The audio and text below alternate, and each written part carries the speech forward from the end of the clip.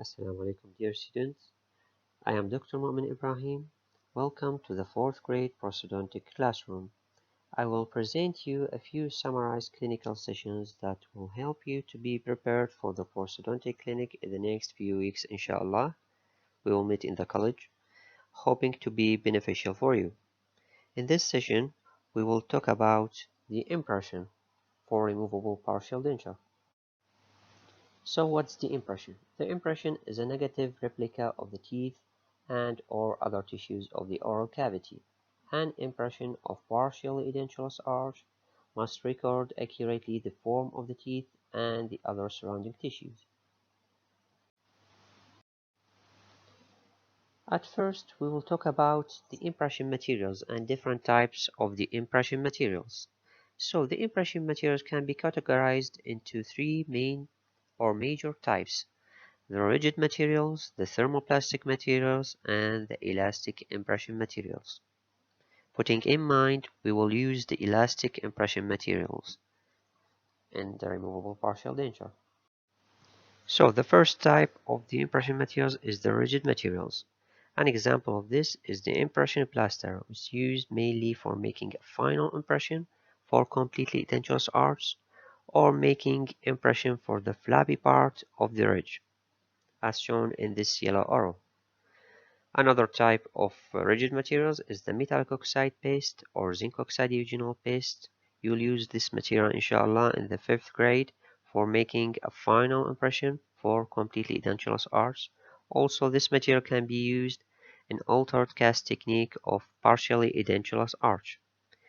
This rigid material cannot be used for making a whole impression of partial edentulous arch, as this material will stuck on the teeth and enter the undercut area and will tear during removal, and even the removal will be so hard.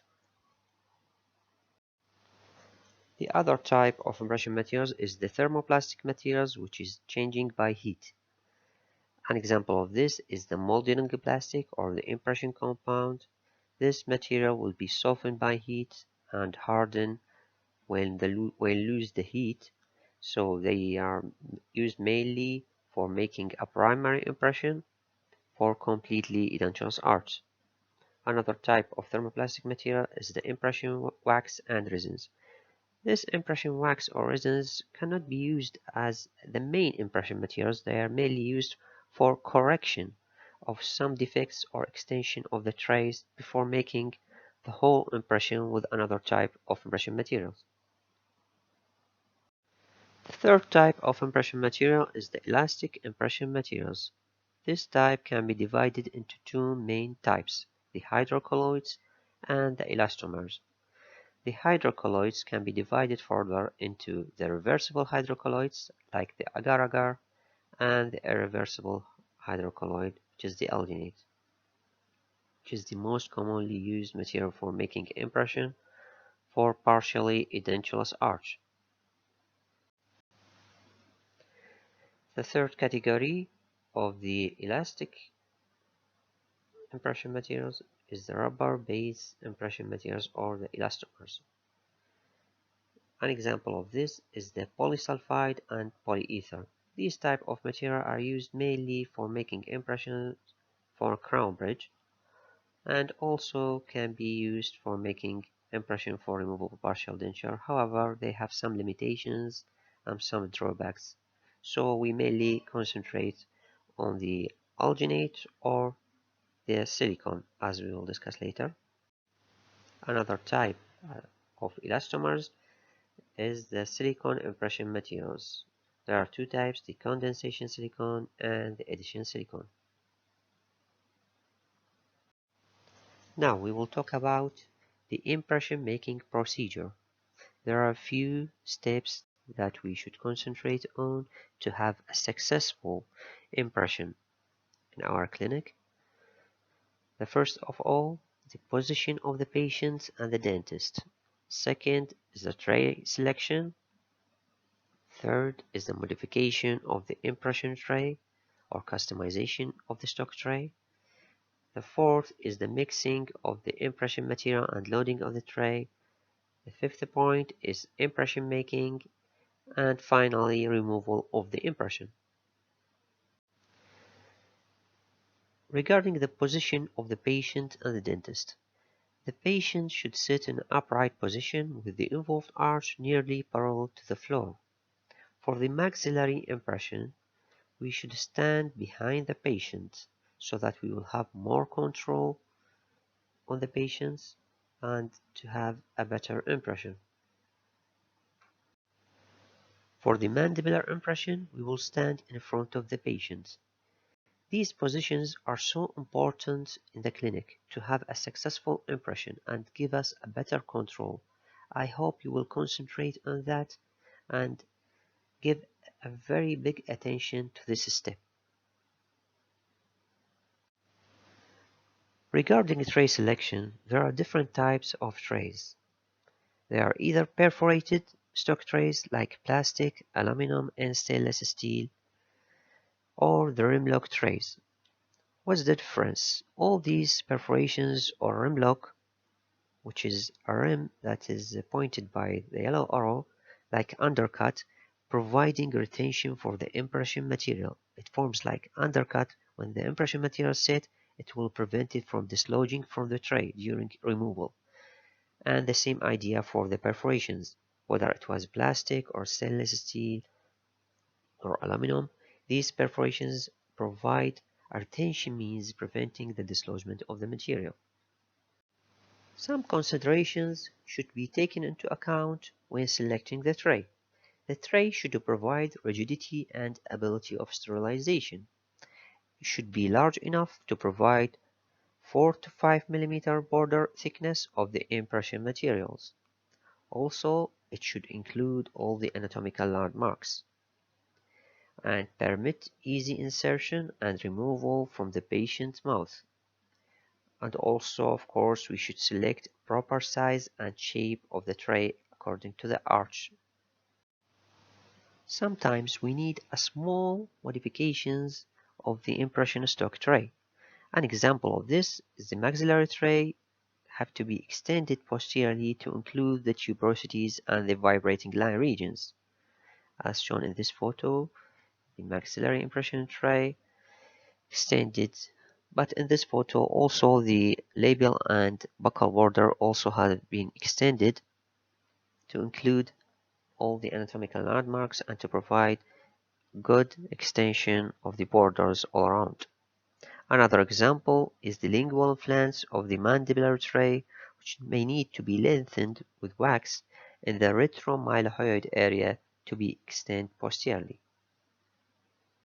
Another example of modification of the tray is the distal lingual flange of the mandibular tray. This is so important and I will focus on this inshallah in the clinic.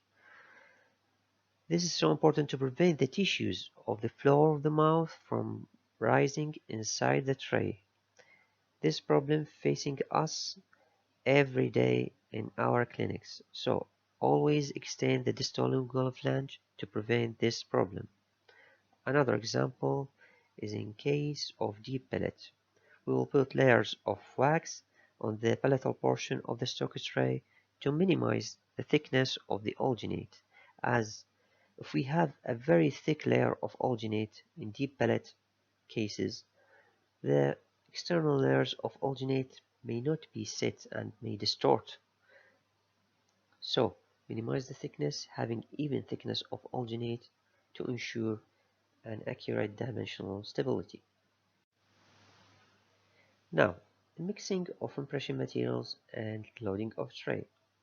Always place a measured amount of water in a clean dry mixing bowl according to manufacturer instructions. I always say that every type of alginate have a specified powder liquid ratio. Always read the back of the alginate or the package of the alginate. We should know the accurate powder liquid ratio. Do not use the measure of one package on another type of alginate. Every type of alginate has its specified scoop and the water measure. So after that, mix the powder and the liquid rapidly against the side of the bowl and a figure-of-8 motions to have homogeneous mix without any remaining powder with a short, stiff spatula for less than 1 minute. Of course, we cannot say 1 minute exactly.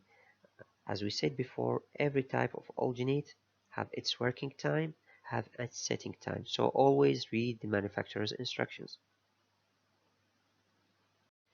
The patient should rinse his mouth with a cool water to eliminate the excess saliva while the impression material is being mixed and the tray is being loaded. Now the impression making. Use a mouth mirror or index finger to retract the cheek away from you as the tray being rotated into the patient mouth from the near side, mainly the right side if you are right-handed, to the left side, then seat the tray while reflecting the lip and ensure the lip is draping naturally over the tray to ensure normal extension of the border, then seat the tray and start the border molding.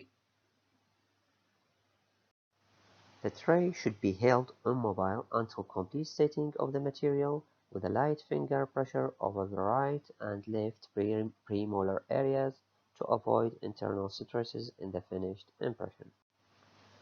Now the removal of the impression.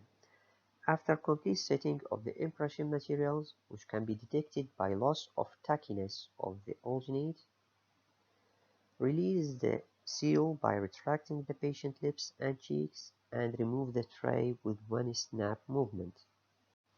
Rinse the impression to be free from saliva and disinfect it with a proper disinfectant like diluted sodium hypochlorite or povidone iodine. Then examine the impression critically for any defects or faults and if it needs to be repeated, then cover it immediately with a damp paper towel to avoid the synovitis. The cast should be poured as soon as possible, and the delay should not exceeding a 15 minutes if the impression is kept in a humid atmosphere. Of course, we use a dental stone to pour the impression and to form the master cast. Now we will talk about one of the most common problems facing us in the clinic, which is the gag reflex. So, to control the gagging, procedures which can help to prevent gagging include: regarding the dentist, he should distract the patient's mind from the gagging and ask whether the patient had impression previously to have an idea of the patient's behavior. Before the impression is made, let the patient to rinse his mouth with a mouth rinse or a mouthwash or a cold water rinse. Seat the patient in an upright position. Ask the patient to take deep breaths.